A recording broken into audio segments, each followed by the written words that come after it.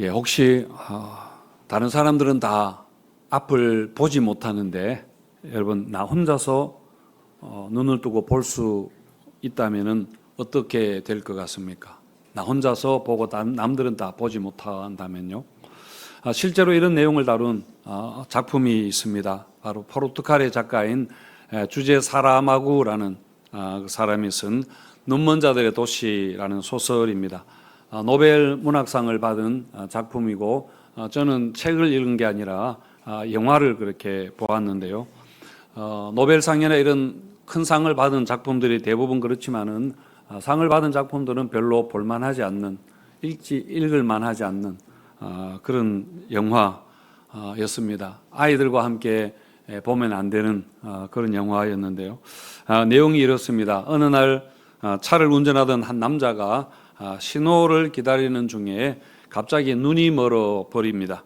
온통 하얗게 캄캄하게 되는 게 아니라 하얗게 되는 백색 실명이라는 병인데 원인을 알 수 없는 그런 전염병이었습니다. 그런데 그 사람과 접촉했던 사람들이 하나둘씩 이렇게 모두가 다 실명이 실명하게 됩니다.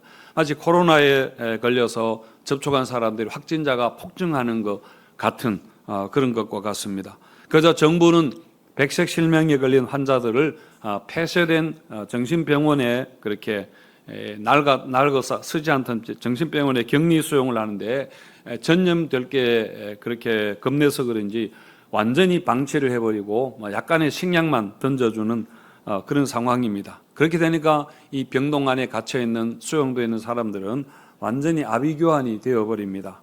거기에서 온갖 일들이 다 일어납니다. 강간과 살인과 아무데나 배설을 하게 되고 또 그 안에서 총을 가진 깡패들이 또 식량 배급을 다 독차지해서 식량을 이런 금품이나 성폭행과 같은 것으로 그렇게 하고 이런 야만적인 힘의 질서가 그 안에서 또 형성이 됩니다. 나중에는 사실은 그 병동뿐만 아니라 온 도시 전체가 다 그 병에 감염이 되면서 도시가 완전히 쓰레기장처럼 그렇게 되어버립니다. 그야말로 디스토피아, 유토피아의 반대말인 디스토피아가 오게 됩니다. 그러다가 이제 시간이 지난 후에 맨 처음에 실명되었던 그 남자부터 시력이 이제 회복되기 시작하는 그런 내용을 다룬 소설, 영화입니다. 자, 이 소설은 본다라는 것을 통해서 인간의 본성을 들추어내는 그런 작품입니다. 모두가 다 실명이 되어서 앞을 보지 못하게 되니까 그러니까 인간의 이 본성이 원초적인 본성이 다 드러나게 되는 것입니다. 강간과 살인과 폭력과 같은 이런 야만적인 행동들이 여과 없이 드러나게 되는 것입니다. 인간의 본성이라는 것이 사회화라는 서로의 감시 때문에 그렇게 덮여 있을 뿐이지 그게 언제든지 우리 안에서 표출될 수 있다는 겁니다. 그리고 또 한편으로는 우리가 눈을 뜨고 보기 때문에 오히려 얼마나 많은 편견과 왜곡과 거짓 가운데 있는가, 살아가는가 하는 것도 거기에서 생각해 볼 수 있습니다. 잠깐 나오는 내용인데 젊은 여성과 나이 많은 노인이 서로 사랑에 빠지게 되는데요. 서로 보지 못하니까 더 이상 외모가 중요하지 않게 되는 겁니다. 외모에 대한 편견과 차별이 사라지게 되고 누구나 다 똑같이 이렇게 서로 사랑하고 그런 모습도 있습니다. 이처럼 우리가 보기 때문에 오는 많은 왜곡과 거짓이 있다는 거죠. 그러니까 우리가 눈을 떴기 때문에 오히려 보지 못하는 많은 것들이 여러분 있다는 말입니다. 그리고 보면은 지금 우리가 눈을 뜨고 보는 세상이 사실은 결코 다가 아니라 하는 것이죠. 우리가 눈을 떠야 할 또 다른 세상이 있는 것입니다. 그 세상에 대해서는 여전히 우리는 사실은 지금 눈을 감은 상태인 것입니다. 여러분 신앙의 문제가 사실은 그런 것이죠. 신앙의 문제는 또 다른 영적인 세상 하나님의 세계에 대한 눈을 뜨는 것이고 그 세계에 대해서 눈을 감고 살아가는 사람들이 많이 있는 겁니다.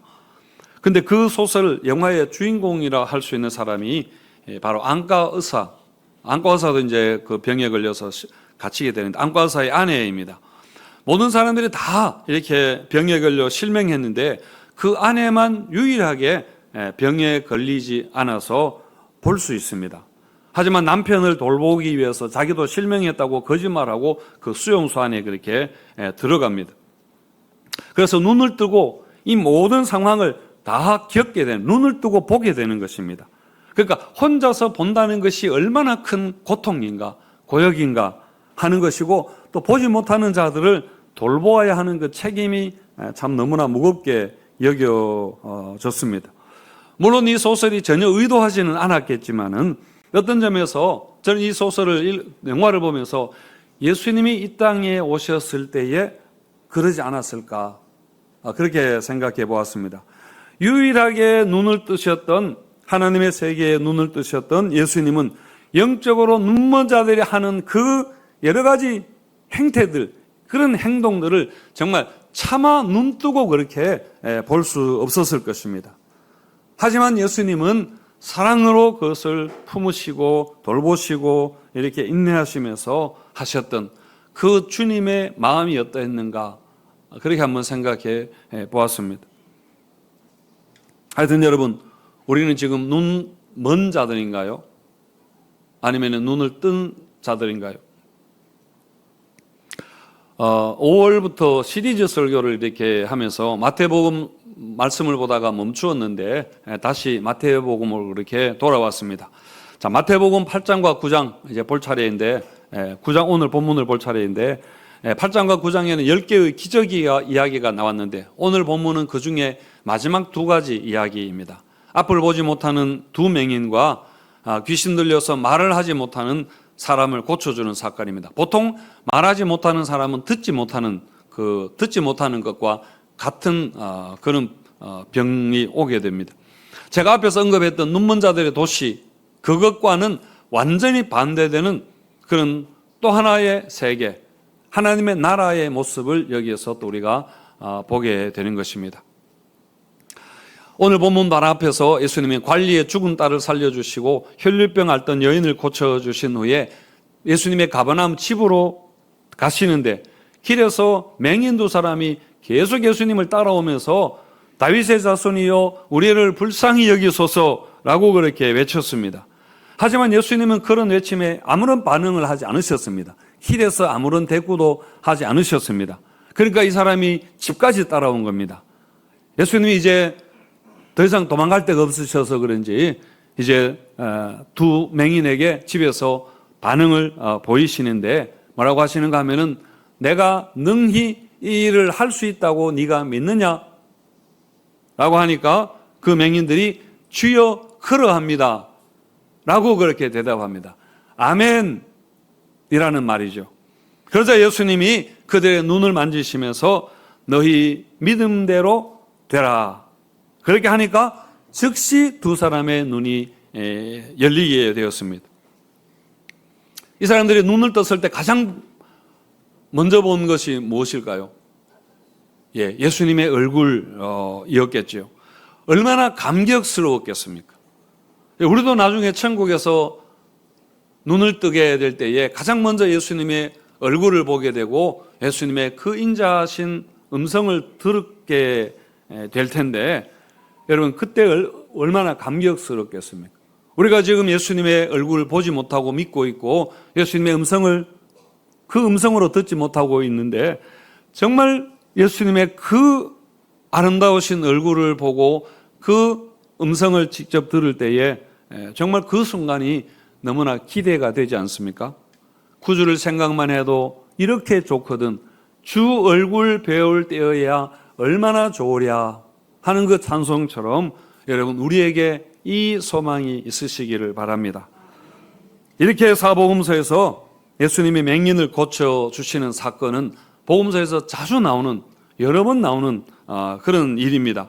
당시에 앞을 보지 못하고 말 못하고 듣지 못하는 사람이 특별히 많아서 그렇는가, 그 시대에는 그런 사람이 많았는가 라고 생각하실 텐데 여러분 그건 아닐 겁니다. 그것보다는 성경의 모든 말씀은 신학적인 의미를 다 가지고 있기 때문에 복음서 기자들이 예수님이 하신 많은 이적들 중에 특별히 그 사건을 그렇게 선택을 하셨는데 그게 중요하니까 여러 차례 그렇게 나온 것입니다. 여러분, 복음서의 기록 목적은 무엇인가요? 예수님이 하나님의 아들 그리스도 메시아이심을 전하고 믿도록 하는 것입니다. 그리고 예수 이름을 힘입고 우리가 생명을 얻도록 하기 위해서 그렇게 성경을 기록한 것입니다. 그래서 여러분, 오늘 이 말씀에서도 우리에게 요구하는 것이 무엇인가? 바로 믿음입니다. 예수 그리스도에 대한 믿음입니다. 우리가 주님께 삶의 문제를 가지고 나아갈 때에도 여러분 마찬가지입니다. 우리의 간구와 주님의 응답 사이에 시간이 얼마나 걸릴지는 우리가 모르지만은, 그러나 주님께서는 지금도 하늘에 하나님 보좌 우편에서 이 세상을 주관하고 계시고, 우리도 여러 가지 삶의 문제, 보지 못하는 문제, 듣지 못하는 문제와 같은 문제들로 주님께 우리가 간구를 하고 있지 않습니까? 그렇다면은 그때의 맹인들과 예수님과의 관계가 오늘 이 시간에도 그대로 여러분 일어나고 있는 것인데, 시간이 얼마나 걸릴지, 그때는 직접 만나서 했으니까 즉석에서 일어났지만은 지금은 또 다른 방식이겠죠. 그리고 그 응답이 어떤 방식일지는 우리가 모르지만은, 그러나 분명한 것은 우리의 간구에 주님은 응답하신다. 우리가 참 믿음이 있으면은 응답하신다 라는 것은 여러분 분명한 사실입니다. 여러분, 맹인을 고치고 말 못하고 듣지 못하는 사람을 고치는 것은 그분이 메시아라는 것을 가장 성경적으로 증거하는 것입니다. 이게 가장 성경적인 증거입니다. 이사야 35장 5절에 보시면은 그때의 맹인의 눈이 밝을 것이며 못 듣는 사람의 귀가 열릴 것이며, 이렇게 했는데요. 그때에라는 것은 구원의 날, 하나님이 이스라엘을 구원하고 회복시킬 그 날을 말하는 것인데, 궁극적으로는 메시아 시대를 말하는 것입니다. 그러니까 구원의 날에 맹인의 눈을 뜨고 못 듣는 사람의 귀가 열리고 하는 것을 너희가 보거든, 그렇게 하는 사람을 보거든, 그분이 바로 메시아라는 것을 알아라 라는 예언의 말씀입니다. 자, 그래서 세례 요한이 예수님이 누구신가에 대해서 세례 요한이 헷갈리게 되지 않습니까? 의심이 들게 되었습니다. 그래서 자기의 제자들, 감옥에 있으면서 제자들을 보내서 당신이 도대체 누구입니까? 우리가 기다리던 그 메시아가 맞습니까? 라고 질문했을 때에 예수님이 하셨던 대답이 짧게 대답하셨는데, 뭐라고 하셨는가 하면은 맹인이 보고 못 듣는 자가 듣게 되는 일이 일어나고 있다고 가서 세례 요한에게 전해라, 이렇게 하셨거든요. 그러니까 당신이 누구인가 라는 질문에 대해서 예수님은 다른 설명은 하지 않으시고, 맹인이 보고 못 듣는 자가 듣게 되고 그리고 죽은 자가 살아난다 라고 그렇게 하신 것은, 선지자라면은, 구약 성경을 아는 자라면은 이게 무슨 의미인가 충분히 알 거다 라고 그렇게 하는 의미입니다. 여러분, 신구약 성경에서 선지자나 사도들도 많은 병자들을 고치고 이적을 행했습니다. 그런데 맹인을 고친 것은 예수님밖에 나오지 않습니다. 예수님만 맹인을 고치고 이렇게 말 못하는 자를 고쳐주셨습니다. 그래서 여러분, 더더욱 예수님이 하시는 이 일을 보고 사람들은, 구약 성경을 아는 사람들이라면은 예수님이 누구인가 심사숙고해야 했던 것이죠. 그래서 여러분, 오늘 본문의 말씀은 예수님이 누구신가 하는 것을 보여주고 그 예수님께 믿음으로 나오라 라는 것을 말씀하는 것입니다. 여러분, 믿음은 무엇인가 하면은, 믿음은 보고 듣는 것을 이야기하는 것입니다.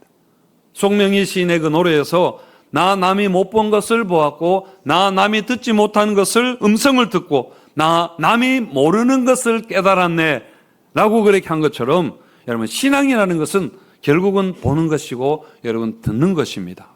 그래서 예수님도 뭐라고 하셨는가 하면은 내가 하는 일을 보고 믿으라, 듣고 믿으라 라고 하시고, 믿음은 들음에서 나며 로마서 말씀도 있습니다. 그리고 예수님이 하시는 일을 보고도 알지 못하고 예수님의 말씀을 듣고도 깨닫지 못하는 자들에게 너희들은 보고도 알지 못하고 듣고도 모르느냐, 이 믿음이 없는 자들아 라고 하면서 제자들의 영적인 둔감함에 대해서 예수님께서 책망하고 탄식하시고 그렇게 하셨습니다. 혹시 여러분, 지금 나는 성경이 믿어지지 않는다, 하나님이 믿어지지 않는 분들은 여러분 영적인 눈을 뜨세야 하는 것입니다. 누가복음 24장에 나오는 것처럼 엠마오로 내려가던 두 제자가 길에서 예수님을 만났지만은 보지 못했습니다. 예수님은 알아보지 못했습니다. 하지만 예수님이 성경을 풀어주시고 떡을 떼어서 주실 때에 어떻게 되었나요? 그들의 눈이 밝아져서, 눈이 열려서 그인 줄 알아보았다. 예수님인 줄 알아보았다. 라고 그렇게 했습니다. 이처럼 여러분, 믿음의 눈을 뜨게 되시기를 바랍니다. 자, 그런데 오늘 말씀은 한 가지 특이한 게 뭐냐면은 예수님이 이 명인을 고쳐주신 후에 뭐라고 하시는가 하면은 이 일을 비밀로 하라. 아무에게도 말하지 마라. 그렇게 당부를 하십니다. 우리 30절, 31절을 같이 읽겠습니다. 시작.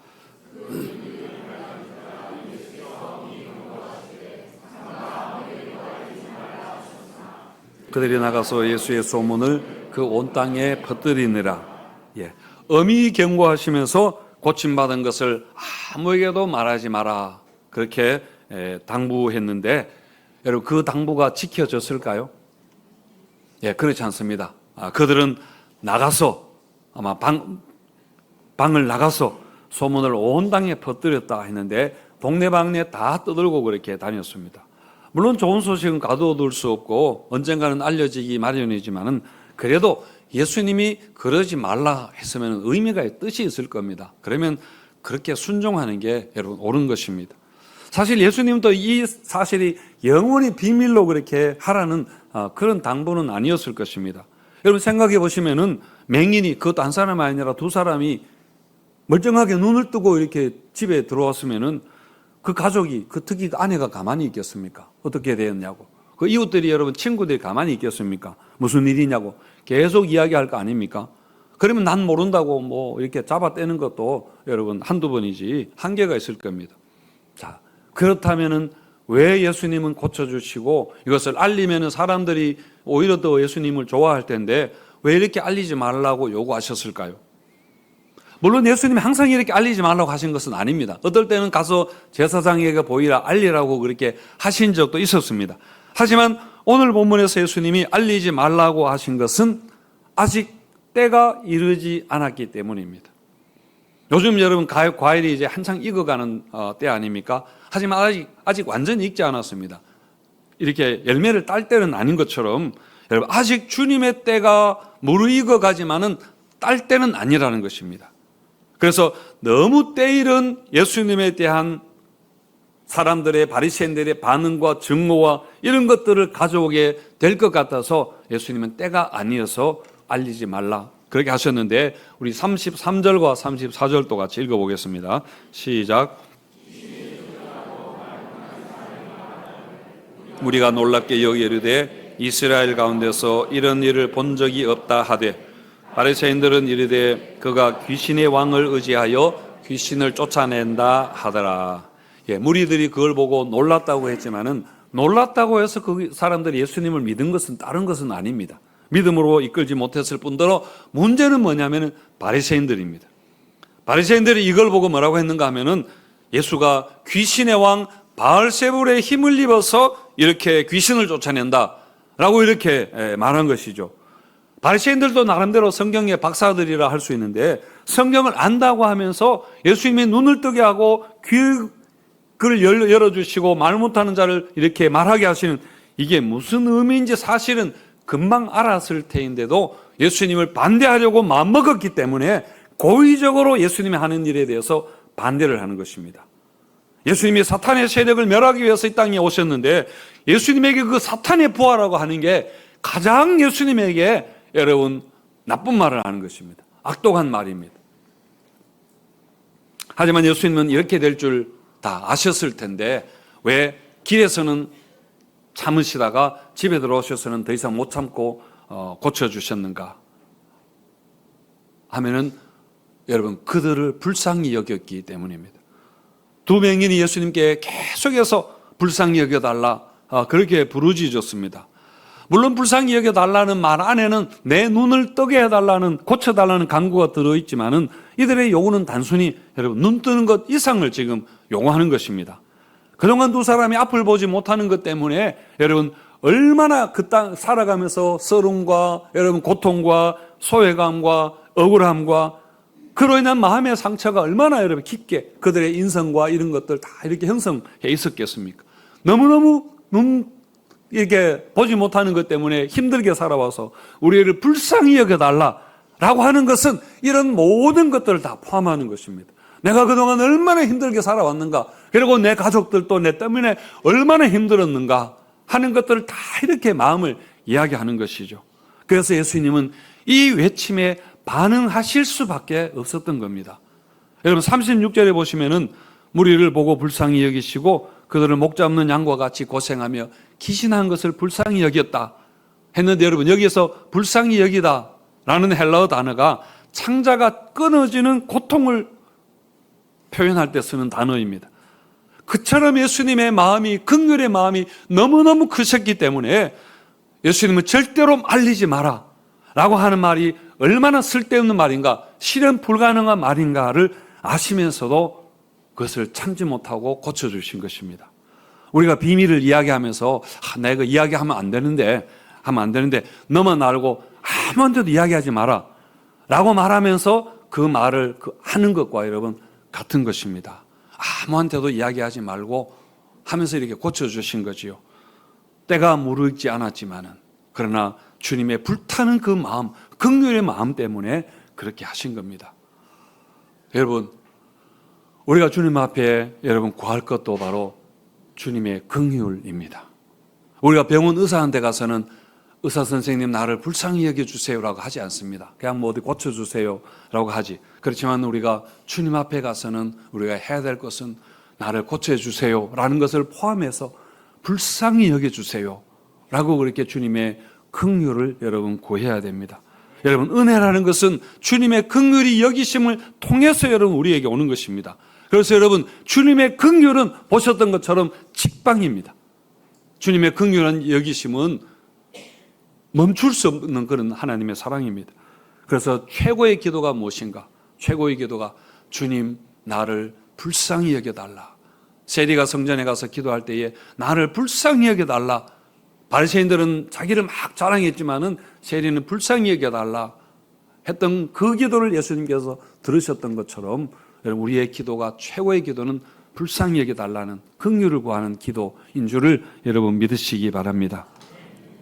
자, 그리고 예수님이 사람에게 알리지 말라 하신 것에는 또 다른 의미가 있습니다. 라이프 적용주석이라는 것에 보니까 이렇게 해설이 있던데요. 이렇게 했습니다. 예수님이 이 사실을 그들에게 알리지 말라고 말씀하신 것은 두 사람이 고침받은 사실을 소중히 간직하도록 하기 위해서, 그리고 예수님에 대해서 심사숙고하도록 하기 위해서라고 그렇게 말했습니다. 참 재미있는 표현이라 그렇게 생각하는데요. 여러분 우리가 은혜 받는 것은 사실은 너무 좋은 일입니다. 하지만 그 은혜를 우리가 깊이 내면화하는 게 은혜가 은혜되게 하는 것입니다. 우리가 커피 마실 때도 여러분 함부로 저는 뭐 물론 막 들이키지만은 커피를 좋아하시는 분들은 커피 마실 때 먼저 이렇게 향을 맡아보고 과일 향이 난다 뭐 이렇게 하고, 그리고 커피 한 모금 입에 물고 하늘 한번 쳐다보고, 커피 한 모금 입에 물고 구름 한번 쳐다보고, 이렇게 마시면서 여러분 그렇게 해야 할 때에 정말 커피의 그 풍미를 그렇게 느끼면서 이렇게 하지 않습니까? 그 커피가 그 상쾌한 아침에 우리 목을 타고 이렇게 뜨거운 커피가 이렇게 들어갈 때에 여러분 그 어떤 기쁨이 있는 것처럼 하나님의 은혜가 여러분 우리 안에서 그렇게 음미될 때에 그 은혜가 훨씬 여러분 그 정말 카페인이 살아나는 것처럼 은혜가 우리를 풍성하게 그렇게 하는 것입니다. 이것을 은혜의 숙성화라 그렇게 말해볼 수 있을 것 같은데요. 사도 바울이 다메섹 도상에서 예수님을 만나고 회심하고 변화되었습니다. 하지만 당장 나와서 간증하고 간증 집회 다니거나 막 전도하거나 그렇게 하지 않았습니다. 어떻게 했는가 하면은 아라비아 광야에 들어갔습니다. 거기서 3년 동안 아무것도 안 하면서 3년 동안 숙성의 그 시간을, 그 은혜를 내면화시키는 그런 과정을 거치지 않습니까? 그래서 그 은혜를 깊이 묵상했을 때에, 그 성경 말씀과 이렇게 생각했을 때에 그게 바울 신학이 되었던 겁니다. 바울 신학이 되고, 그게 바로 초대교회를 세우는 기초가 된 것이죠. 그리고 또 평생을 주님을 위해서, 복음을 위해서 헌신하는 원동력이 바로 은혜를 묵상한 데서, 은혜를 깊이 내면화한 데서 여러분 일어난 것이죠. 마찬가지로 여러분, 우리도 은혜를, 하나님이 주시는 은혜를 우리가 정말 숙성화하는 그런 시간이 여러분 필요합니다. 하나님은 우리에게 항상 은혜를 주십니다. 아침에 이슬이 내리는 것처럼 촉촉한 은혜를 그렇게 소리 없이 우리에게 내려주시고, 세미한 음성으로 항상 우리에게 말씀하시는 그 은혜를 우리에게 주시는데, 우리가 그 은혜를 그냥 너무 가볍게 얘기하는 것입니다. 그냥 너무 속성으로 그냥 지나가게 하는 겁니다. 은혜를 깊이 심사숙고 여러분 묵상할수록 그 은혜가 우리를 풍성하게 하는 것입니다. 그래서 우리가 은혜를 받는 것도 중요하지만은 그것을 여러분 받았으면은 내면화하는 것이 여러분 필요한 것입니다. 그래서 그 은혜를 숙성시킬 때에 정말 그 은혜가 우리 안에서 은혜가 되는 줄을 여러분 믿으시기를 바랍니다. 은혜를 체험하는 것하고 은혜에 순종하는 것은 여러분 다른 문제입니다. 우리가 은혜를 받더라도 그것을 숙성하지 못하고 은혜에 순종하지 못하면은 자칫하면은 그 은혜가 자기께 되어 버릴 수 있습니다. 자기 공명심에 교만하게 되고, 자기를 막 나타내고 은혜를 가지고 자랑하게 되고, 간증 집회를 다니면서 막 이렇게, 간증 집회 다니는 분이 잘못됐다는 이야기가 아니라 그렇게 되기 쉽다는 그런 이야기입니다. 이렇게 하나님이 주신 은혜를 내 것으로 그렇게 만들어서 해버릴 때 그것은 은혜의 변질이 오게 되는 것입니다. 그것은 은혜에 대한 배반인 것이죠. 여러분, 구약의 사울 왕이 그랬습니다. 사울 왕이 범했던 실수 크게 두 가지를 이야기하라면은, 첫 번째는 자기가 직접 제사를 지낸 것입니다. 블레셋하고 전쟁을 해야 되는데, 전쟁하기 전에 보통 제사를, 예배를 드리고 가거든요. 그런데 제사를 집전할 사무엘이 정한 시간이 오지 않는 겁니다. 그러니까 사울은 사무엘을 기다리지 못하고 자기가 그냥 제사장의 옷을 입고 가서 그냥 제사를 드려버린 것입니다. 그런 실수를 저질렀습니다.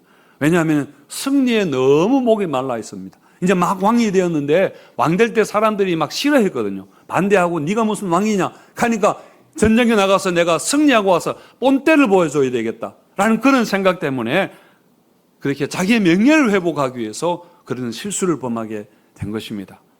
그리고 또 한 번의 실수는 사울 왕이 아말렉과의 전쟁할 때입니다.